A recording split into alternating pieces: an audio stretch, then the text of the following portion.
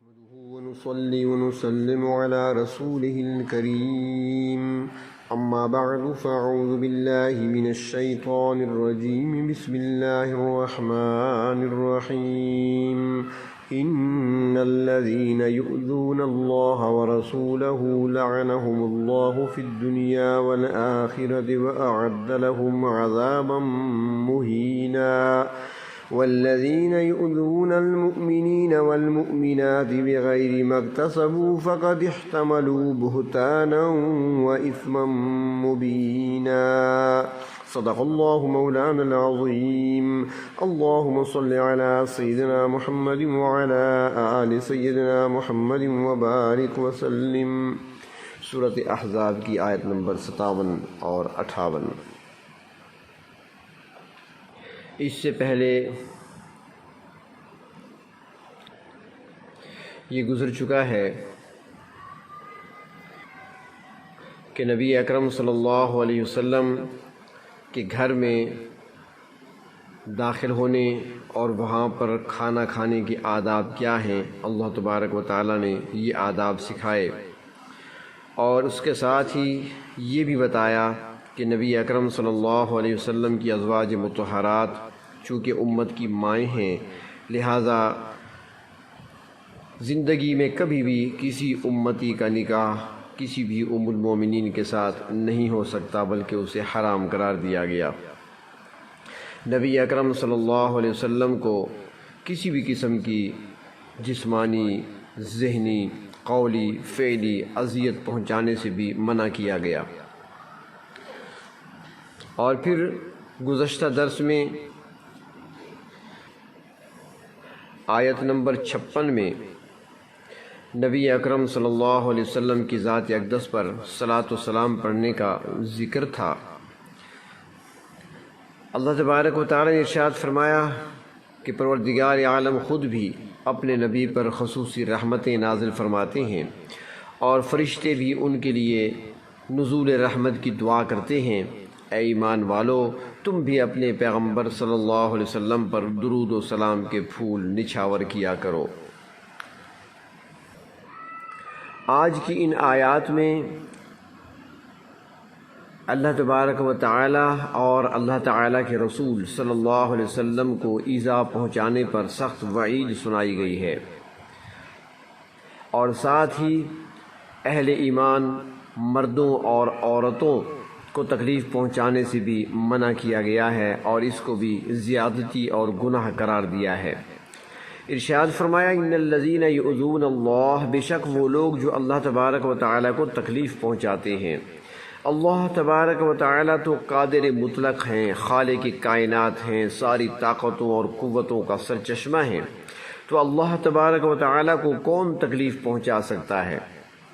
تو یہاں پر ایذا پہنچانے کا مطلب مفسرین اکرام فرماتے ہیں وہ یہ ہے کہ اللہ تعالیٰ کی توحید اور اللہ رب العزت کی بلند شان میں کوئی گستاخی کی جائے۔ جیسا کہ دنیا میں کچھ لوگ کہتے ہیں کہ اللہ تبارک و تعالیٰ نے اپنے لیے بیٹا بنا لیا ہے، کسی نے حضرت عیسیٰ علیہ السلام کو اللہ کا بیٹا کہہ دیا، کسی نے حضرت عزیر علیہ السلام کو اللہ کا بیٹا کہہ دیا، مشرکین مکہ نے فرشتوں کو اللہ کی بیٹیاں بنا دیا، یا معاذ اللہ کوئی یہ کہتا ہے کہ اللہ تعالیٰ کی بھی کوئی بیوی ہے، یا اللہ تعالیٰ کی کوئی اولاد ہے، یا کوئی ایسا ہے جو کہتا ہے کہ اللہ تعالیٰ کے شریک بھی ہیں، اللہ تعالیٰ نے کسی کو اختیارات دے رکھے ہیں۔ تو اس قسم کے جو الفاظ استعمال کیے جاتے ہیں تو یہ اللہ تبارک و تعالیٰ کو ایذا پہنچانے کے مترادف ہے۔ ایک حدیث شریف میں آتا ہے کہ اللہ تعالیٰ نے ارشاد فرمایا یؤذینی ابن آدم، کہ آدم کے بیٹے نے مجھے تکلیف پہنچائی ہے، حالانکہ یہ اس کا حق نہیں تھا، یہ بات اس کے لائق نہیں تھی۔ اور پھر اس بات کی تشریح فرماتے ہوئے ارشاد فرمایا کہ لوگ زمانے کی طرف منسوب کرتے ہیں اپنے برے حالات کو کہ زمانہ خراب ہے، فرمایا زمانہ تو میرے اختیار اور میرے قبضے میں ہے، جس طرح میں چاہتا ہوں اسی طرح ہوتا ہے، اس میں زمانے کا کوئی قصور نہیں ہے۔ اور فرمایا کہ انسان مجھے جھٹلاتے ہیں اور کہتے ہیں کہ خدا تعالیٰ دوبارہ زندہ نہیں فرمائیں گے اور قیامت کا دن نہیں آئے گا، روز حشر بپا نہیں ہوگی۔ تو فرمایا اس طریقے سے لوگ مجھے اذیت پہنچاتے ہیں، اور فرمایا کہ لوگ میری طرف اولاد منسوب کرتے ہیں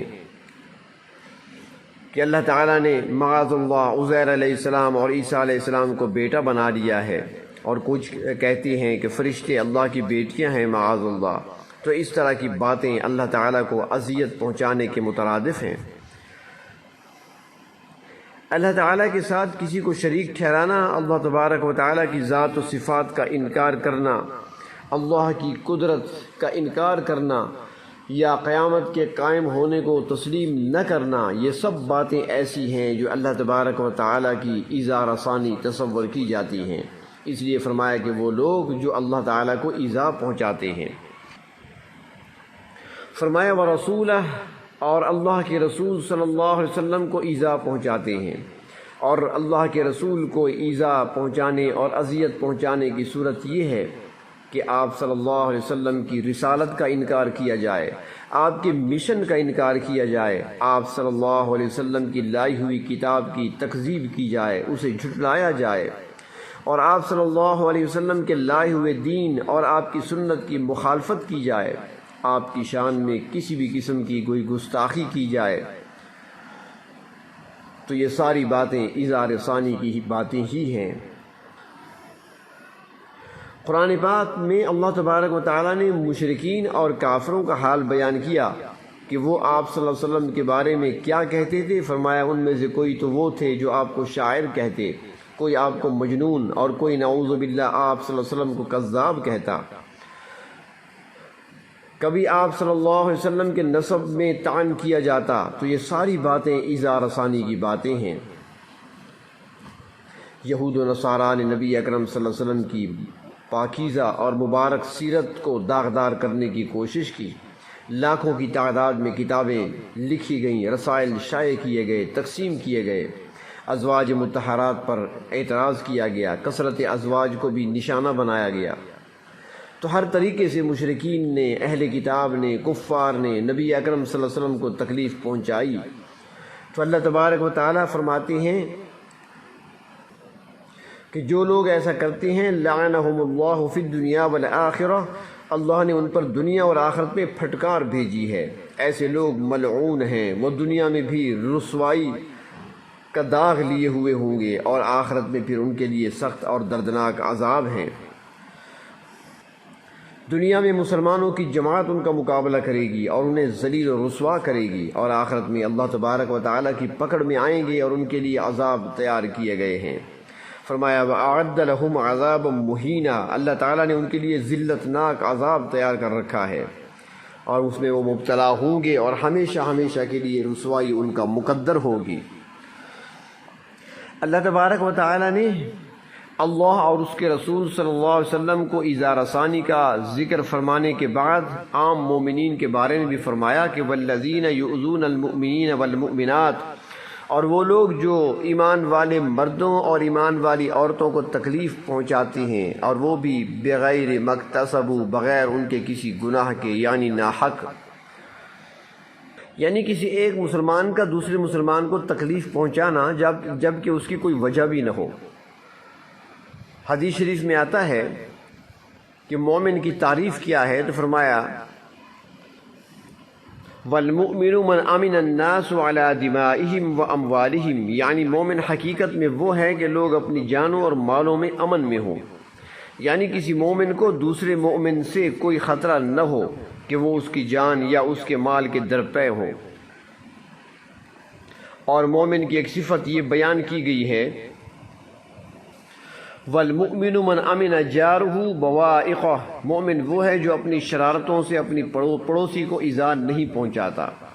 اور اس طرح ایک مسلمان کی تعریف حدیث شریف میں یوں بیان فرمائی گئی کہ المسلم من سلم المسلمون من لسانہ ویدہ، یعنی مسلمان وہ ہے جس کی زبان اور اس کے ہاتھ سے دوسرے مسلمان محفوظ رہیں۔ لیکن آج یہ صفات نظر نہیں آتی،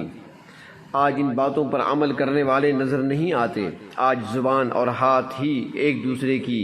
ایذا رسانی کا ذریعہ بنے ہوئے ہیں۔ بہت کم لوگ ہیں جو اس سے بچتے ہیں۔ ایک دوسرے پر طعن و تشنیع ہوتی ہے، ایک دوسرے پر تنقید ہوتی ہے، غیبت کی جاتی ہے، تہمت لگائی جاتی ہے، گالی گلوچ تک بات جا پہنچتی ہے، ایک دوسرے کو بدنام کرنے کی کوشش کی جاتی ہے۔ اور جب یہ باتیں کسی کی طرف سے ہوتی ہیں تو دوسرے مسلمانوں کے لیے یقیناً تکلیف کا باعث ہوتی ہیں۔ تو چاہیے کہ غیبت سے بچا جائے، کسی کی چغلی نہ کھائی جائے، کسی کا مذاق نہ اڑایا جائے۔ اگر کسی میں غلطی پائی بھی جاتی ہے تو اسے علیحدگی میں سمجھایا جا سکتا ہے، بجائے اس کے کہ اس کا مذاق اڑایا جائے۔ اس آیت کے بعد پردے کی احکام ہیں، اور پھر اس کے بعد اللہ تبارک و تعالیٰ نے پھر اس قسم کی اظہار آسانی کے لیے تعزیری قانون بھی بیان فرمایا ہے کہ اگر کوئی شخص کسی بے گناہ مسلمان کو ستاتا ہے، اس پر تہمت لگاتا ہے اور پھر وہ ثابت نہیں کر سکتا تو پھر اس پر حد جاری ہوگی، جسے حد قذف کہا جاتا ہے۔ حدیث شریف میں آتا ہے کہ اگر کوئی شخص کسی مسلمان کو یہودی کہہ کر مخاطب کرتا ہے تو وہ شخص عدالت کی طرف رجوع کر سکتا ہے، اور عدالت ایسی تہمت لگانے والے کو 20 کوڑے مارنے کی سزا دے سکتی ہے۔ اور فقہ کی کتابوں میں اس قسم کے احکامات موجود ہیں اور ان کی تشریح موجود ہے کہ کس قسم کے غلط الفاظ استعمال کرنے سے کوئی شخص تعزیر کا حقدار بن جاتا ہے۔ تو فرمایا کسی بے گناہ مرد یا عورت مسلمان کو کسی قسم کی تکلیف پہنچانا سخت معیوب ہے۔ یہ تکلیف کسی بھی ذریعے سے ہو، گالی کے ذریعے سے ہو، مار پیٹ کے ذریعے سے ہو، یا تہمت لگا کر ہو، تو ایسا کرنے والوں کے بارے میں ارشاد فرمایا فقد احتملوا بہتانا، انہوں نے بہت بڑا بہتان اٹھایا ہے، واسما مبینا، اور صریح گناہ کا ارتکاب کیا ہے۔ اس قسم کے احکام اللہ تبارک و تعالیٰ نے سورۃ نور کے اندر بھی بیان فرمائے ہیں، اور وہاں حد قذف کا ذکر بھی کیا گیا ہے۔ تو اللہ تبارک و تعالیٰ نے پہلے درجے میں ان لوگوں کو ملعون قرار دیا ہے جو اللہ اور اللہ کے رسول صلی اللہ علیہ وسلم کی بارگاہ میں گستاخی کرنے کے مرتکب ہوتے ہیں، اور ان لوگوں کو دنیا اور آخرت کی سزا کا مستحق ٹھہرایا ہے۔ اور پھر دوسرے درجے میں اہل ایمان مردوں اور عورتوں کو ایذا دینے والوں کے بارے میں فرمایا کہ یہ بہتان اور صریح گناہ ہے، اور اس کا ارتکاب کرنے والے بھی اللہ تبارک و تعالیٰ کی گرفت اور پکڑ سے نہیں بچ سکیں گے۔ اگر مسلمان ان آداب کی پابندی کریں گے جو اللہ تبارک و تعالیٰ نے ایک اسلامی معاشرے کے قیام کے لیے جو قرآن حکیم میں بیان فرمائے ہیں، ان آداب کے تحت اگر زندگی گزاری جائے، ان آداب کو سیکھا جائے اور انہی احکامات کو سمجھ لیا جائے، تو پھر ایک ایسا معاشرہ تشکیل پائے گا کہ جس میں ہر ایک کی عزت و آبرو اور مال و جان سب کچھ محفوظ ہوگا۔ آج ہم نے قرآن حکیم کو سمجھنا چھوڑ دیا اور اس کے احکامات پر عمل کرنا چھوڑ دیا، ورنہ اگر اس پر عمل کرتے تو قرآن حکیم نے اور اسلام نے ہمیں ایک ایسا معاشرہ تشکیل دینے کے لیے وہ آداب بتائے ہیں کہ اگر ان پر عمل کیا جائے تو یہ دنیا ہمارے لیے جنت بن سکتی ہے۔ اور جب ہم عمل نہیں کریں گے، ان احکامات کو پس پش ڈالتے رہیں گے، ان آداب کے تحت زندگی نہیں گزاریں گے، تو پھر معاشرے میں امن کیسے قائم ہو سکتا ہے؟ اللہ تبارک و تعالی ہمیں قرآنی احکامات اور قرآن کریم میں جو آداب تعلیم کیے گئے ہیں ان کو سمجھنے اور ان پر عمل کرنے کی توفیق عطا فرمائیں۔ وآخر دعوانا ان الحمد للہ رب